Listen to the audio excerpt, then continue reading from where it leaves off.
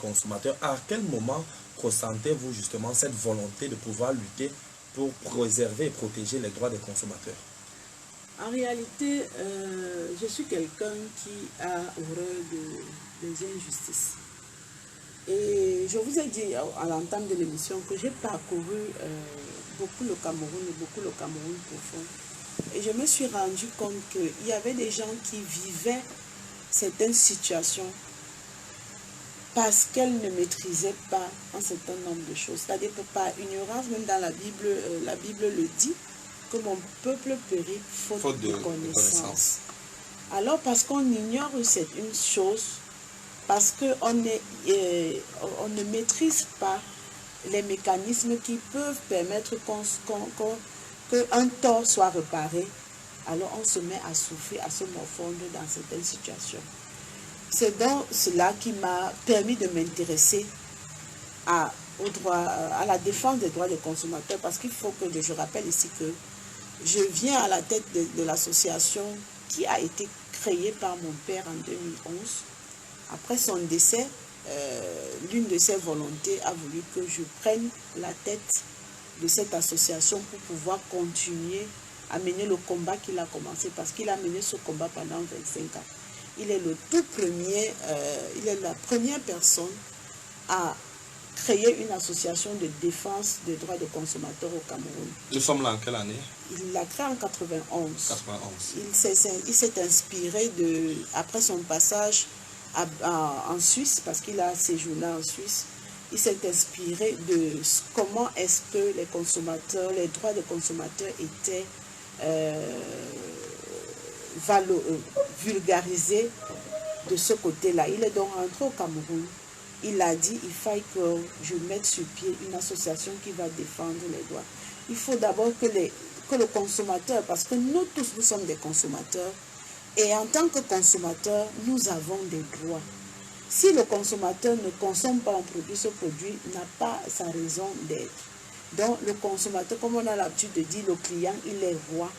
Le roi, la qualité de roi que nous avons, nous permet d'avoir un certain nombre de privilèges et de parts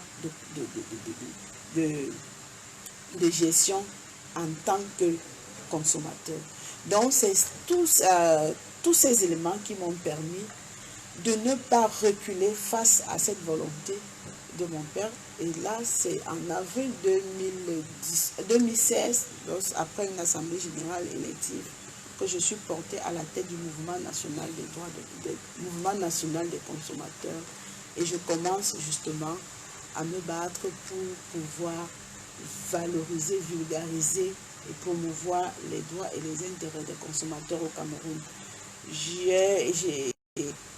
Pour cela, j'ai été obligée de demander une affectation pour être à Yaoundé. Je n'ai pas pu avoir l'affectation comme j'avais voulu.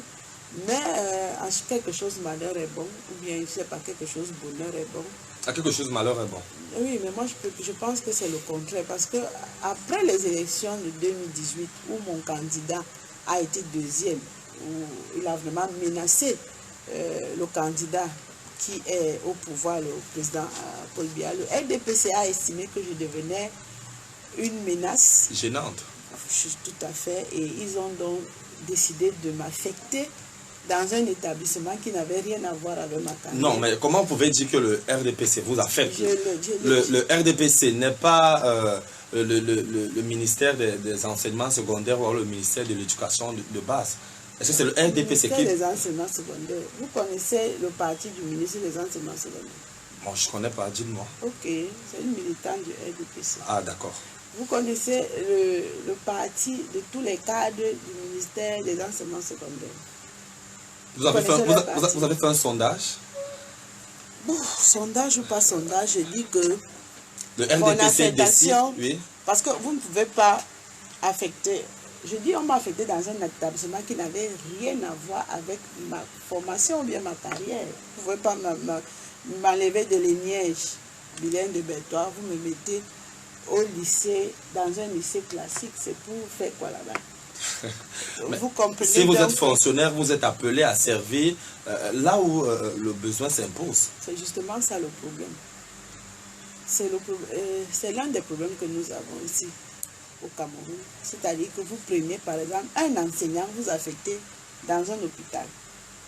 Je sais parce que en termes de rentabilité, ce qu'un enseignant peut faire dans un hôpital, alors qu'il y a des médecins qui peuvent, à travers leur expertise, avoir un rendement plus important, bien conséquent par rapport à la... On ne choisit pas une profession par hasard. On ne choisit pas un corps de métier par hasard. Lorsqu'on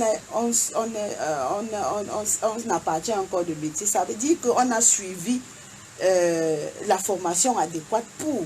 Maintenant, lorsque vous enlevez quelqu'un, peut-être, je sais pas moi, un économiste, vous l'envoyez, bon, encore que l'économiste peut même mieux se mouvoir, s'adapter dans plusieurs domaines. Mais je dis, je n'avais rien à faire. J'arrivais le matin, j'enseignais l'anglais en 6e. C'est tout ce que j'ai fait là-bas. Enseigner l'anglais en 6e. Au lycée classique de... Au lycée de Monatélé 2. C'est un peu... C'est à Monatélé, mais dans des petits villages. C'est vraiment dans un village. Parce que pour quitter le centre-ville, arriver dans mon établissement, c'est 7 km. Et je les faisais à pied, aller comme retour. Mais moi, ça ne me posait pas de problème, parce que ça me permettait aussi de faire du sport. Mais quand j'y arrivais là-bas, j'enseignais 17 élèves l'anglais. Dès que j'ai fini l'anglais, j'attends la fin de la journée, je repars. Donc, je dis et j'insiste que mon affectation n'a pas été une affectation normale. Il y a dû avoir peut-être... Des dessous. Comme vous l'avez bien dit, je ne peux pas dire avec beaucoup d'assurance, ou bien trop d'assurance que le RDPC, mais c'est ce qui se chuchotait, étant donné que je suis devenue une menace, il faille que je quitte la région de l'Est pour aller ailleurs. Mais là, quand même, ça m'a permis aussi d'être à Yaoundé, pas très loin de Yaoundé, et de pouvoir travailler maintenant pour promouvoir le mouvement national des consommateurs dont je suis à la tête. Je me suis battue, comme bien je me bats comme je peux, où j'ai implanté, parce que actuellement nous sommes représentés dans cette région sur les 10. Nous travaillons avec des partenaires, nous travaillons avec notre ministère sectoriel qui est notamment le ministère du Commerce, dans le but justement de bouger les lignes de ce côté-là. Nous restons, moi particulièrement, je reste optimiste que les jours à venir ou les mois à venir pourront faire en sorte qu'on ait quelque chose d'assez palpable qui démontre qu'il y a eu quelque chose qui a été transformé positivement, bien sûr, dans ce domaine-là. S'il fallait faire un regard, jeter un regard rétrospectif, vous prenez la tête du mouvement national des consommateurs en 2016. Nous sommes en 2020 aujourd'hui. S'il y avait un bilan à faire, êtes-vous satisfaite de votre bilan à la tête de ce mouvement? Non, non, pas du tout. Je ne suis pas encore satisfaite parce que je ne serais satisfaite que lorsque j'aurais senti que les droits des consommateurs sont respectés au Cameroun. Vous l'avez évoqué tout à l'heure et vous avez dit qu'on devait développer au long de ce débat. Nous avons eu un terrible incident dernièrement dans une agence de voyage où un client a été battu à mort parce qu'il n'avait pas 100 francs pour payer les toilettes. Ça ne peut que se passer au Cameroun, je pense. Parce que c'est horrible, je ne sais même pas, ça sort même de l'entendement normal. Comment un client qui vient dans une agence de voyage pour souscrire, je peux dire que souscrire à un service, parce que le transport de, je ne sais pas si quitter Douala pour Yaoundé, je ne sais pas trop, le transport c'est un service, ça entre dans le secteur tertiaire, ce sont des services qu'on rend aux consommateurs. Et la loi est claire là-dessus, la loi cadre qui protège les consommateurs est claire là-dessus. Il y a dans le cahier des charges de ces agences un certain nombre de choses à respecter. Vous ne pouvez pas avoir une agence de voyage et dire que vous n'avez pas de toilettes. Et ces toilettes sont pour qui? Pour les usagers. Ceux-là qui viennent pour souscrire à un service quelconque dans votre entreprise que vous avez créée. Que vous vous mettiez à payer pour un besoin qui est, c'est-à-dire pour un droit. Je trouve cela inimaginable.